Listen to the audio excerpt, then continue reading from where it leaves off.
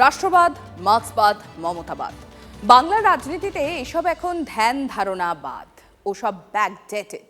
চোখের সামনে শুধু সুবিধাবাদ, এটাই আপডেটেড।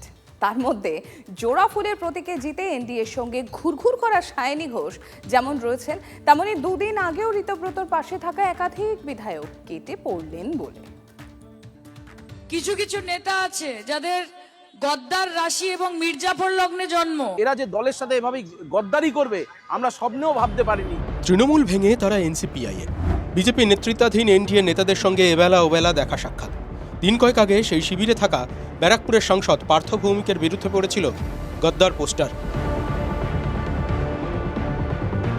এবার এনসিপিআইএ যোগ দেওয়া আরও এক সাংসদ সায়নী ঘোষের অফিস দখল কালীঘাটপন্থী তৃণমূলের। অফিস থেকে সরানো হলো যাদবপুরের সাংসদের নেমপ্লেট।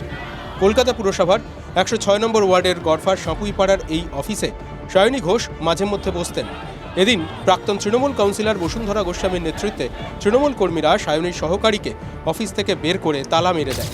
বাইরে ঝুলিয়ে দেওয়া হয় পোস্টার। কালীঘাট তৃণমূলের তরফ থেকে এদিনকে দেখা গেল যে কর্মী সমর্থকরা এসে এখানে তারা পোস্টার লাগিয়ে দিলেন এবং সেই পোস্টারে সাফ লেখা রয়েছে যে কোনো গদ্দার এই অফিসে ঢুকবে না। সায়নী ঘোষের যদি নৈতিক মূল্যবোধ থেকে থাকে তাহলে এই পার্টি অফিসে সায়নী ঘোষ যেন না ঢোকে এবং ওনার একটা লজ্জা থাকার দরকার। এটা তো তৃণমূল কংগ্রেসের পার্টি অফিস, কেন আমরা ওনাকে এটা ব্যবহার করতে দেবো? শুধু গড়ফা নয়, রাজ্য রাজনীতির সমীকরণে এমন গোঁজামিল যে বিধানসভা চত্বরেও কয়েকদিন আগেও যারা ঋতব্রত বন্দ্যোপাধ্যায়ের চারপাশে ঘুরতেন এমন 3 বিধায়ক আবার কি কালীঘাটের দিকে ফিরছেন।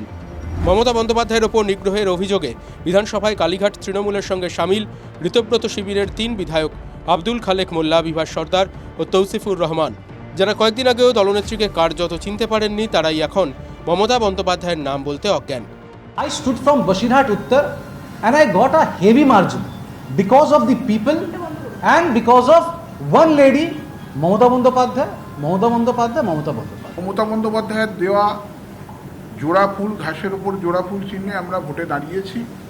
আমরা মানুষের আশীর্বাদে জয়লাভ করেছি। বিভাস সর্দার এবং তৌসিফ রহমানের দায়িত্ব আমি নিতে পারবো না, কিন্তু আব্দুল খালেক মোল্লা দৃঢ়ভাবে আমাদের সঙ্গে রয়েছেন। কে কার শিবিরে, সেই ক্যাম্পে তার কতক্ষণ আয়ু, আবার কখন জার্সি পাল্টাবেন। বঙ্গের রাজনীতিতে এসব আলোচনাই এখন মুখ্য। সেখানে নীতি, নৈতিকতা, মূল্যবোধ সম্ভবত মঙ্গল গ্রহের বিষয়। সৌরভ গুহ ও কৌস্তব গঙ্গোপাধ্যায় রিপোর্ট, TV9 বাংলা।